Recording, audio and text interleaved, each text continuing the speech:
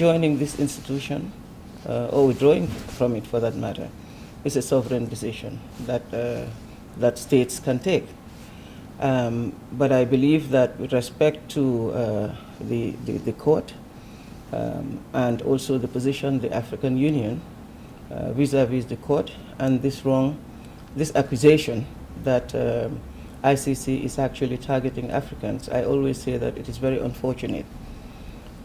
Because if you look at the facts on the ground, you will see that the cases that the ICC is taking in Africa is not by choice.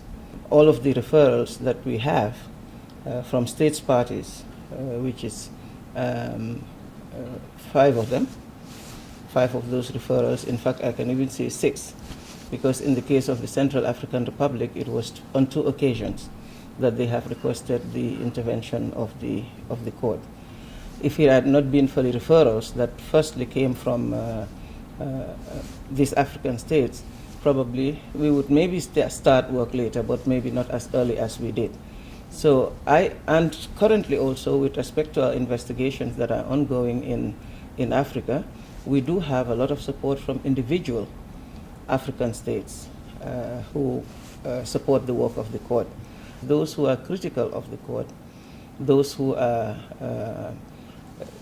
say that the court is targeting Africa or bring all these other accusations leveled against the court, are more vocal, much more vocal than those who actually support the court.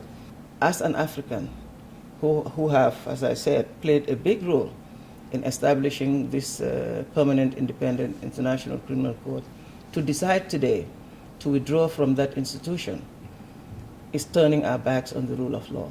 It's turning our backs on justice, and it's also a setback for the continent as a whole.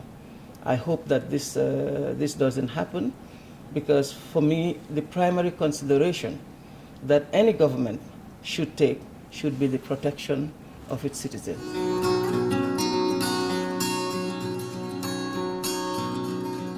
ICC is a permanent court. As you know, it is here to stay. With respect to the situation in Kenya, just like with any other situation that we are faced with, our obligation, our duty, is to investigate and prosecute, and to do so in an independent and impartial way, only guided by the evidence that we have collected and presented before the judges. But as you know, with respect to the Kenya situation, on the 5th of April this year, the judges decided in the second Kenya case, the one involving Deputy President Ruto and Sang, the judges decided to vacate the charges. And the judges have decided to do that, arguing that the case has been so much affected.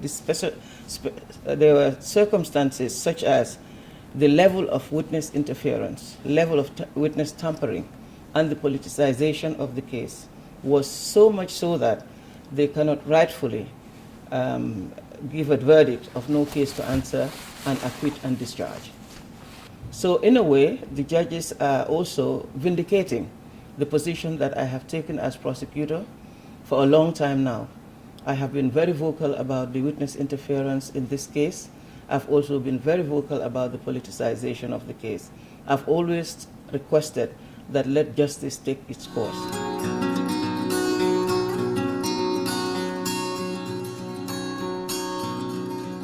This institution was established exactly to ensure that people who occupy places of influence, of power, also do not fall below the radar. It was established to show that no one is above the law. And we do see that when these crimes are being committed by whether it is leaders or whether it is militia leaders, we see that there is protection. And I believe if we again go back to the argument of saying that sitting heads of state should have immunity and all that, we're setting ourselves back again to an era where we see that leaders of whether it's state leaders or militia leaders commit these crimes with impunity.